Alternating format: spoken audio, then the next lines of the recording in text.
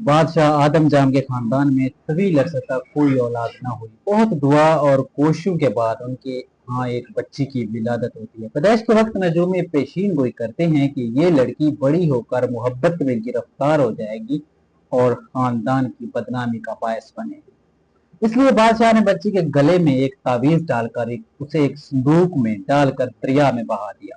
लड़की दरिया में बहती हुई एक बे औलाद धोबी और उसकी अहलिया को मिली, जिसे उन्होंने अपने बच्चे की तरह पाला।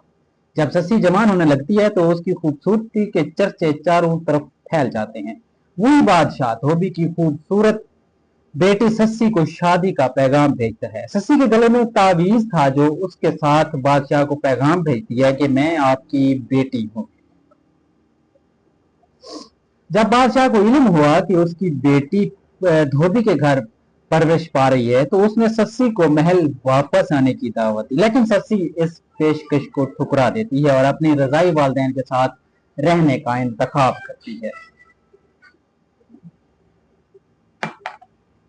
सस्सी को केचन के बादशाह के बेटे पुन्नू से प्यार हो जाता है। वो अपने धोबी वालिदैन को उस रिश्ते के लिए राजी करती है, लेकिन क्योंकि पुन्नू भी एक बादशाह का बेटा था इसलिए उसके भाई इस रिश्ते को कबूल नहीं करते।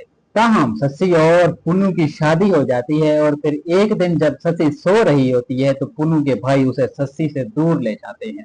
जब सस्सी को मालूम होता है कि पुन्नू वहां नहीं है तो वो उसे ढूंढने के लिए सहरा की तरफ भागती है।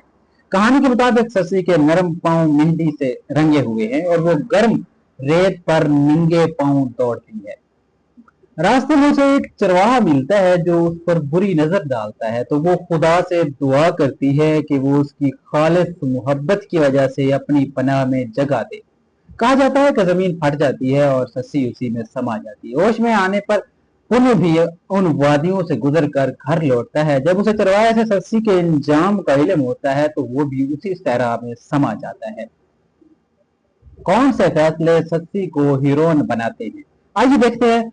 जिंदीगढ़ के सेक्टर 32 में वाक़ GGD कॉलेज की असिस्टेंट प्रोफेसर हरब्रियत कौर कहती हैं कि सस्सी बेबाक और दुनिया से बेपरवाह थी, और क्योंकि उसने अपनी जिंदगी के मुख्तलिफ मराहल में जो फैसले किए उसने वो उसे मुआशरे की कोई और इज्जत नहीं ले सकती उस तरह के फैसले। वो कहती है कि सस्सी खास और इनकलाबी खातून थी क्योंकि उन्होंने अपना रास्ता खुद मुंतखब किया था। बादशाह पहले तो अपनी नौजायदा बेटी को दरिया में बहा देता है और जब धोबियों के यहाँ उसकी परवरिश के बारे में उसे इल्म होता है तो झूठी शान की खातिर उसे वापस महल बुलाता है, लेकिन सस्सी इस पेशकश को ठुकरा देती है और अपनी मजबूत शख्सियत का सबूत देती है।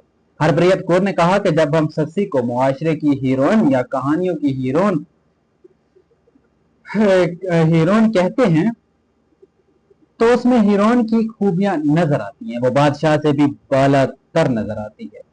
पुन्नू से मोहब्बत होने के बाद वो अपने रजाई धोबी वालिदैन को पुन्नू के साथ अपनी शादी के लिए राजी करती है। उस रजामंदी के बारे में हरप्रियत कौर का कहना है कि जिस मुआशरे में खवातीन अपने हकूक के लिए बात नहीं कर सकती वहां अपनी मर्जी से शादी करने का फैसला करना कोई छोटी बात नहीं, बहुत बड़ी बात। अगर चाहे सस्सी की रजाई वालिदैन उस रिश्ते से इत्तेफाक करते हैं, लेकिन पुन्नू के भाई और खानदान धोबी होने का उसके साथ फर्क की वजह से उस रिश्तों को मंजूर नहीं करते। जब पुन्नू के भाई उसे ले जाते हैं तो सस्सी की माँ उसके सामने जात पात की हकीकत पेश करती है और कहती है कि धोबी की बेटी होने का मतलब यह है कि उसका और पुन्नू का साथ नहीं था। ऐसे में सस्सी अपने शाही बाप की जात में पनाह नहीं लेती बल्कि अपने धोबी माँ बाप की जात को कबूल करती है जिन्होंने उसकी परवरिश की, और वो चाहती है कि उसे भी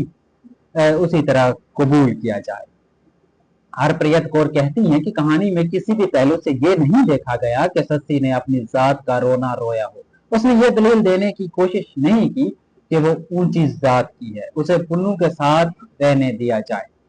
इस मकाम पर सस्सी एक ऐसे मुआशरे में जात पात को मुस्तरद करती है जहां ये तकसीम बहुत गहरी थी। उसके बाद जब सस्सी पुन्नू की जुदाई के बाद सहरा की जाने भागने का फैसला करती है तो वो अपनी शख्सियत को बेमिसाल बुलंदियों पर ले जाती है। प्रोफेसर हरप्रीत कौर के मुताबिक जब सस्सी घर से भागती है तो वो सबसे पहले उस दकियानस्वी तस्वुर को तोड़ती है कि खवातीन सिर्फ चार दीवारी में बंद रहकर रोती बलकती रह सकती हैं। मजीद कहती हैं कि जब उसके साथ कुछ गलत होता है, एक औरत को लगता है कि वो इस मुआशरे से लड़ नहीं सकती, लेकिन ससी की जीत और हकीकत में मुजम्मर है कि मुआशरे के खिलाफ लड़ती है।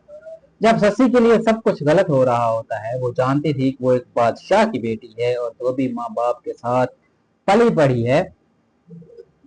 इस पहलू का जिक्र करते हैं कि हरप्रीत कौर कहती हैं कि सब कुछ जानने के बाद सस्सी की ज़हनी हालत कैसी रही होगी। हरप्रीत कौर के मुताबिक सस्सी बेहद वक्त अपनी ज़हनी हालत से लड़ रही है, समाज से लड़ रही है और पुनू के खानदान से लड़ रही है। प्रोफेसर सखदेव सिंह सरसा कहते हैं जब सस्सी अपनी मोहब्बत के लिए मरने का इंतखाब करती है तो उसे कोई खौफ नहीं होता, तब सस्सी हीरोइन बन जाती है। मजीद ऐसी अच्छी वीडियोस के लिए हमारे यूट्यूब चैनल सियालवी अपडेट को सब्सक्राइब करें। मिलते हैं नेक्स्ट वीडियो में, तब तक मुझे दीजिए इजाजत। अपना ख्याल रखिएगा। अल्लाह हाफिज।